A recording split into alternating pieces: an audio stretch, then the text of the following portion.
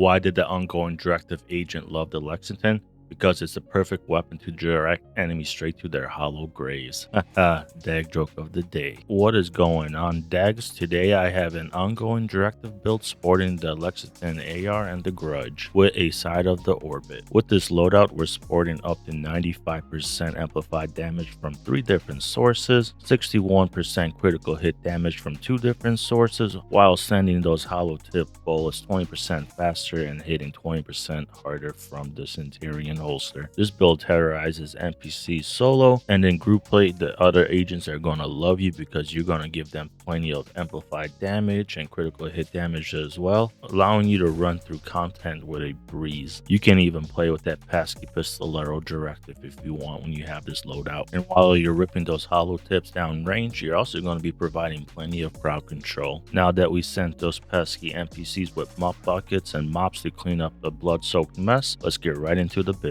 For the specialization, I'm running with the sharpshooting to give me access to the technician drone, and will also benefit from that little bit of stability, and target requisitioning is going to make aiming down sight even faster. The star of the show is the name Lexington assault rifle, forwarding the damage to target out of cover. For the talent, I have Satyrs to give me that 30% amplified damage to bleed targets, and these are the mods that I'm running, but feel free to change them out to your desire. For the secondary, this is a staple. I have the Grudge with damage to target out of cover. For the talent, it comes with perfect Vindictive, which gives you and your allies a 21% critical hit chance / critical hit damage buff for 20 seconds. And these are the mods that I'm rocking for it, but feel free to change them out as you like. And for the sidearm, I have the Orbit with the 10% damage to target out of cover, and it comes with the talent Perfect Finisher, which gives you a massive critical hit chance and critical hit damage buff for 15 seconds. And those are the mods that I'm rocking for it. For when you're feeling super spicy, the best way to get the most out of this combo is kill somebody with the Grudge, swap over to the Orbit, get a kill, and then wreak havoc with the Lexington with the awesome 61% critical hit damage. But for the sake of just playing the game and having a good time, I only use the Grudge and the Lexington, while only popping out the full wombo combo with the Orbit for those pesky named bosses. But even then, when you're playing solo, doing this is really unnecessary. I use the whole trifecta wombo combo mostly for heroics when I'm playing with a full squad, but that's only if I'm feeling spicy. For my first armor piece, I have the Palisade backpack with double crit and a 12% critical hit damage armor mod, and I have the Talon Wicked to give me that steady 18% total weapon damage. I would recommend you use Wicked when you're playing solo, but you could swap this out for Vigilance when you're playing in a squad, as you won't be the only target on the map, so you don't have to worry as much about getting shot by random enemies. Or if you want a little bit more defense, you could also rock Bloodsucker, but I personally just keep on Wicked for the sake of easy mode. For the holster, I have the exotic Centurion Scabbard. It comes with weapon handling and critical hit chance, and it comes with the talent counter, which gives you bonuses when you swap weapons for 12 seconds without any cooldown, which is really nice. And if you want to swap the buffs that are on your primary and secondary, just switch to your pistol and then back to your primary and secondary, and the rotation will change. And for the final 4 slots of armor, I have 4 pieces of Ongoing Directive, which unlocks Rules of Engagement, which gives you hollow point ammo that amplifies your weapon damage and applies bleed on hit. All 4 of the pieces are statted the same, with the exception that the chest piece and mask have a critical hit damage armor mod, and my mask has the 6% critical hit chance attribute. And you want to run the chest piece because you unlock the Talon Parabellum rounds, which increases your hollow point amplification to 50%, which is crazy. For the first skill, I have the Technician Drone, and the reason why I use this is because it combos with the Microwave Coils passive modifier, which is going to constantly give me a steady stream of momentum, keeping me overcharged constantly, allowing me to benefit from the peak boost from Rogue Momentum tier 5. And when you're overcharged and you pulse an enemy, you do put a weakness exploit on them, giving yourself and your allies an additional 15% amplified damage. And those are the mods that I have for it. For my second skill, I have the Crusader Shield. This thing is going to keep me alive when it's overcharged because the shield becomes invulnerable, and this allows me to run more red cores without worrying about running more blue cores to keep the shield level up, and these are the mods that I rock for it. For the modifiers, I have Tactical Supremacy. For the first passive modifier, I have Microwave Coils, which combos really well with the technician drone constantly supplying me with momentum, and with the technician drone constantly pulsing, I'm going to be constantly applying burns. I also have Reaper scan to apply those blacklisted marks to enemies, and with my loadout I incorporate the buff you get from killing a blacklisted marked enemy, which gives you 10% critical hit chance and 10% weapon handling for 15 seconds. And finally, I have critical momentum, which gives me a steady stream of momentum just from critical hits.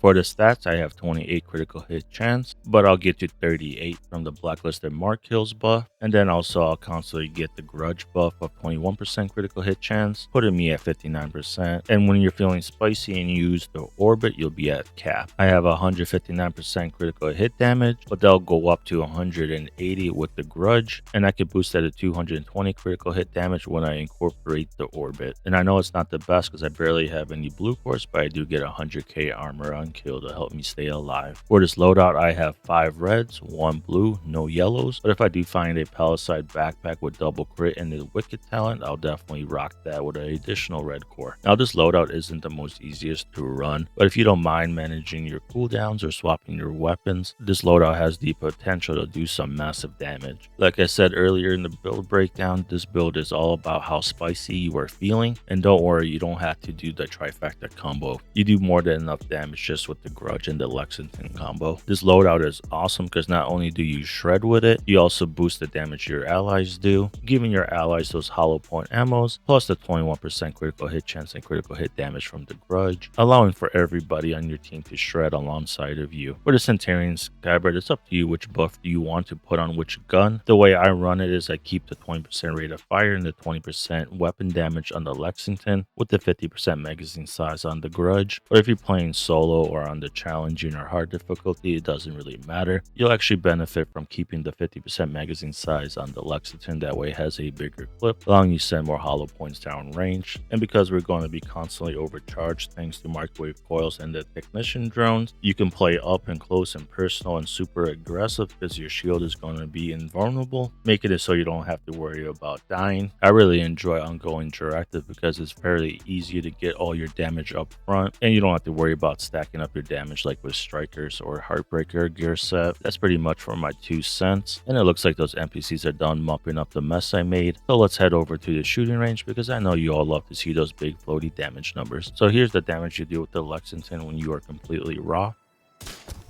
337,000 with a critical hit. So now let's get our momentum up and get those hollow points into our guns. Pop the drone, start setting people on fire, and then I'll go ahead and kill enemies that are on fire. I'll get my wicked up, I'll get the hollow points, swap to the grudge, get the hollow points in the grudge. Let's swap to the orbit. Alrighty, I got the hollow points and full momentum. Let's see the damage now. So now we're hitting for 839. Alright, now let's see the combo with the grudge. Swap over to the Lexington. Now we're hitting for 976.